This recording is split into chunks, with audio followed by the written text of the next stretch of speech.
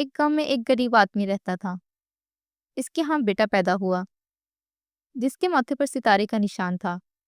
سبھی لوگ اس نشان کو دیکھ کر کہنے لگے کہ وہ بچہ بہت خوش قسمت ثابت ہوگا اور بڑا ہو کر بہت امیر ہوگا۔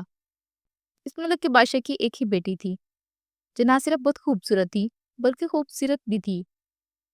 وہ جب بڑی ہوئی تو بادشاہ نے ایک روز پوری ریاست میں منادی کروا دی کہ جو بھی نوجوان دور اندھیرے گار میں رہنے والے جن کے سر سے 3 بال توڑ کر لائے گا تو ایسے بہادر نوجوان سے وہ اپنی بیٹی کی شادی کر دے گا۔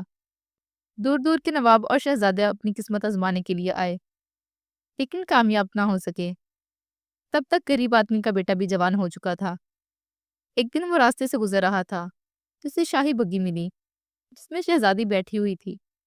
لڑکے نے شہزادی کو جو ہی دیکھا اس نے دل میں فوراً فیصلہ کر لیا کہ وہ شہزادی سے ہی شادی کرے گا۔ اس نے بھی منادی سنی تھی، لہٰذا وہ بھی قسمت آزمانے شاہی محل کی طرف روانہ ہو گیا۔ بادشاہ نے غریب لڑکے کو دیکھا تو پریشان ہو گیا کہ کہیں وہ کامیاب ہی نہ ہو جائے۔ اسے محل پر جانے سے روک تو نہ سکا لیکن دل میں اس کی خواہش تھی کہ وہ کامیاب نہ ہو سکے۔ ادھر غریب لڑکا اندھیرے غار کی طرف روانہ ہو گیا۔ راستے میں پڑنے والے شہر کے جب وہ نزدیک پہنچا تو شہر کے ارد گرد قلعے کی پسیل پر محافظوں نے اسے روکا اور اسے پوچھنے لگے کہ اس شکل سے بہت سمجھدار لگتا ہے، بتائے کہ شہر کے درمیان میں لگا ہوا فوارہ کیوں سوکھ گیا ہے اور اس میں پانی اچھل نہیں رہا؟ اگر وہ اس سوال کا جواب دے گا تو وہ اسے بہت سا سونا انعام میں دیں گے۔ لڑکے نے محافظوں سے وعدہ کیا کہ وہ ان کے سوال کا جواب سفر کی واپسی پر دے گا۔ وہ وہاں سے روانہ ہوا اور اگلے شہر پہنچا۔ وہاں کے محافظوں نے بھی اس سے ایک سوال پوچھا، بھائی ہمیں بتاؤ، ہمارے شہر میں ایک درخت ہے جس پر سونے کے سیب اگتے تھے جبکہ اب ایک پتا بھی نہیں اگتا۔ اگر تم نے ہمیں اس سوال کا جواب دے دیا تو ہم تمہیں بہت سی چاندی دیں گے۔ لڑکے نے سوال کا جواب دینے کے لیے سفر سے واپسی کا وقت مانگا اور سفر پر آگے روانہ ہو گیا۔ چلتے چلتے وہ ایک بہت ہی بڑی جھیل کے کنارے پہنچا۔ آگے کے سفر کے لیے جھیل کو عبور کرنا ضروری تھا۔ ایک کشتی والے نے اسے جھیل کے پار لگانے کی حامی بھری لیکن ساتھ ہی اس نے بھی لڑکے سے ایک سوال کا جواب پوچھ لیا۔ وہ پوچھنے لگا، بھیا مجھے بتاؤ، میں کب تک اس کشتی پر لوگوں کو جھیل کے آر پار لے کر جاتا رہوں گا؟ آخر مجھے کب آزادی ملے گی؟ اگر تم مجھے اس سوال کا جواب بتاؤ گے تو میں تمہیں بہت سا انعام دوں گا۔ لڑکے نے اسے بھی کہا کہ وہ واپسی پر بتائے گا۔ جب اس نے جھیل عبور کر لی تو تھوڑا فاصلہ طے کرنے کے بعد وہ اندھیرے غار تک پہنچ گیا۔ وہ اندھیرا غار بہت بھیانک لگ رہا تھا لیکن بہادر لڑکے نے ہمت نہیں ہاری اور غار کی طرف بڑھا۔ اندھیرے غار کے دروازے پر اسے ایک بڑھیا ملی جو ایک کرسی پر بیٹھی آگے پیچھے جھول رہی تھی۔ اس نے پوچھا، لڑکے تمہیں کس کی تلاش ہے؟ لڑکے نے بتایا کہ وہ جن کے سر سے 3 سنہری بال توڑنے آیا ہے۔ بڑھیا نے اسے کہا، یہ بہت مشکل کام ہے لیکن میں نے تمہارے ماتھے پر ستارے کا نشان دیکھ لیا ہے۔ میں جن کی دادی ہوں اور میں تمہاری مدد کروں گی۔ لڑکا جلدی سے بولا، دادی مجھے یہ بھی معلوم کرنا ہے کہ شہر کا فوارہ کیوں سوکھ گیا ہے اور دوسرے شہر کے درخت پر سونے کے سیب کیوں نہیں لگتے اور کیوں کشتی والا آزاد نہیں ہو سکتا؟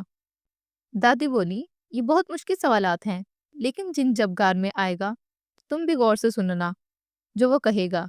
یہ کہہ کر دادی نے جلدی سے اسے ایک چونٹی کی شکل میں تبدیل کر دیا۔ رات ہوئی تو جن غار میں واپس آیا۔ وہ غار میں داخل ہوتے ہی بولا، مجھے کسی انسان کی بو آ رہی ہے دادی۔ پھر اس نے غار میں ادھر ادھر دیکھا لیکن جب اسے کوئی نہیں ملا تو اس نے دادی کی گود میں سر رکھا اور گہری نیند سو گیا۔ دادی نے انتظار کیا۔ آخر جب جن گھراٹے لینے لگا تو اس نے جن کے سر سے ایک سنہری بال زور سے کھینچ کر توڑ دیا۔ فوراً جن جاگا اور تکلیف سے چیخ کر بولا، اوہ ہو دادی، آپ یہ کیا کر رہی ہیں؟ دادی بولی، مجھے افسوس ہے بیٹا لیکن میں نے خواب میں دیکھا ہے کہ دور شہر میں ایک فوارہ سوکھ گیا ہے۔ اس کی کیا وجہ ہو سکتی ہے؟ آدھے سوئے آدھے جاگتے جن نے کہا، بہت آسان جواب ہے۔ فوارے کے پتھر کے نیچے ایک بڑا مینڈک بیٹھا ہوا ہے، اس کو مار دو تو پانی فوارے میں رواں ہو جائے گا۔ یہ کہہ کر جن گہری نیند سو گیا۔ تبھی دادی نے اس کے سر سے دوسرا سنہری بال اکھاڑ لیا۔ جن دوبارہ چیختے ہوئے اٹھا تو دادی اسے پچکارتے ہوئے کہنے لگی، بیٹا مجھے واقعی بہت افسوس ہے لیکن کیا کروں، میں نے ایک اور خواب دیکھا ہے۔ کہ ایک بہت بڑی ریاست ہے جس میں ایک سیب کا درخت ہے جس پر سونے کے سیب اگتے تھے، لیکن اب درخت پر کوئی پتا بھی نہیں اگتا۔ آخر اس کی وجہ کیا ہے؟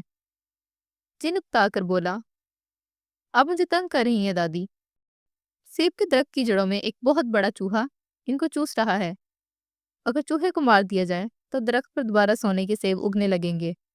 یہ بتا کر وہ پھر گہری نیند سو گیا۔ دادی نے انتظار کیا اور جب وہ دوبارہ کھراٹے لینے لگا تو تیزی سے اس نے جن کے سر سے تیسرا سنہری بال بھی توڑ لیا۔ اس دفعہ تو جن غصے سے چھلانگ لگا کر اٹھا، لیکن دادی معافی مانگنے لگی۔ وہ بولی، بس آخری دفعہ معافی۔ مجھے پھر عجیب و غریب خواب آیا ہے کہ جھیل پر ایک کشتی والا ہے جو کشتی پر سواریوں کو پار لگاتا ہے۔ آخر اسے اس نوکری سے آزادی کب ملے گی؟ جن نے غصے سے دادی کو جواب دیا، کشتی والے کو چاہیے کہ سواری جب کشتی پر بیٹھے تو اس کے ہاتھوں میں چپو پکڑا کر خود بھاگ جائے، تب یہ فرض سواری کو نبھانا پڑے گا۔ یہ کہہ کر جن گہری نیند سو گیا۔ اگلے دن صبح سویرے جن کار سے چلا گیا۔ دادی نے چونٹی کو پھر سے لڑکا بنایا اور تینوں سنہری بال اس کے حوالے کیے اور اسے جلدی سے وہاں سے جانے کو کہا۔ لڑکے نے دادی کا شکریہ ادا کیا اور وہاں سے روانہ ہو گیا۔ وہ جلد ہی کشتی والے کے پاس پہنچا تو اس نے لڑکے کو جھیل کے پار اتار دیا۔ لڑکے نے کشتی والے کو بتایا، جو سواری کشتی میں بیٹھے اپنے چپو اس کو حوالے کر کے بھاگ جانا۔ کشتی والی نے اس کا شکریہ ادا کیا۔ لڑکا وہاں سے روانہ ہو گیا۔ پھر وہ درخت والی ریاست میں پہنچا تو اس نے محافظ کو بتایا، چوہے کو مار دو جو درخت کی جڑوں کو چوس رہا ہے اور سونے کے سیب دوبارہ اگنے لگیں گے۔ محافظ نے اس کا شکریہ ادا کیا اور اسے بہت سی چاندی انعام میں دی۔ پھر وہ لڑکا چلتا ہوا اس شہر میں پہنچا جہاں فوارہ سوکھ گیا تھا۔ اس نے وہاں کے محافظے کو بتایا، پتھر کے نیچے بیٹھے ہوئے بڑے مینڈک کو مارو تو فوارے سے پانی دوبارہ رواں ہو جائے گا۔ محافظوں نے اس کا شکریہ ادا کیا اور پھر انعام میں بہت سا سونا دے کر اسے روانہ کیا۔ لڑکا سفر کرتے ہوئے محل میں پہنچا اور ایک مخملی تھیلی میں جن کے تینوں سنہری بال رکھ کر بادشاہ کو پیش کیے۔ بادشاہ کو بہت افسوس ہوا کہ آخر وہ لڑکا یہ مہم سر کرنے میں کامیاب کیوں ہو گیا۔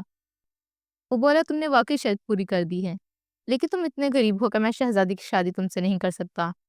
لڑکے کو بادشاہ کی بات سن کر بہت غصہ آیا۔ اس نے بادشاہ کو وہ سونا اور چاندی دکھایا جس نے سفر کے دوران میں کمایا تھا۔ وہ بولا، میں اتنا غریب بھی نہیں ہوں جتنا آپ مجھے سمجھتے ہیں۔ اور پھر بادشاہ سلامت، آپ نے وعدہ بھی تو کیا تھا۔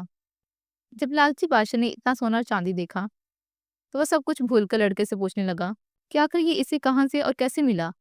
لڑکا جلدی سے بولا، بادشاہ سلامت، جھیل کے کنارے سے آپ کشتی والے سے کہو گے تو وہ آپ کو پار لے جائے گا اور جھیل کے پار آپ کو سونے اور چاندی کے پہاڑ نظر آئیں گے۔ بادشاہ سے مزید انتظار نہ ہوا۔ وہ تیزی سے جھیل کے کنارے پہنچا اور کشتی والے کو کہہ کر جلدی سے کشتی میں بیٹھ گیا۔ کشتی والا موقع کی تلاش میں تھا۔ اس نے جلدی سے بادشاہ کو چپو پکڑائے اور خود وہاں سے بھاگ گیا۔ بادشاہ کے بارے میں میرا اندازہ ہے کہ وہ ابھی تک کشتی میں سواریوں کو جھیل کے آر پار لے جا رہا ہوگا۔ بادشاہ کے بارے میں آپ اندازہ کر سکتے ہیں کہ وہ ابھی تک کشتی میں سواریوں کو جھیل کے آر پار لے جا رہا ہوگا۔ البتہ شہزادی نے اپنی اچھی فطرت کے عین مطابق لڑکے سے شادی کر لی اور وہاں سے خوشی زندگی بسر کرنے لگے۔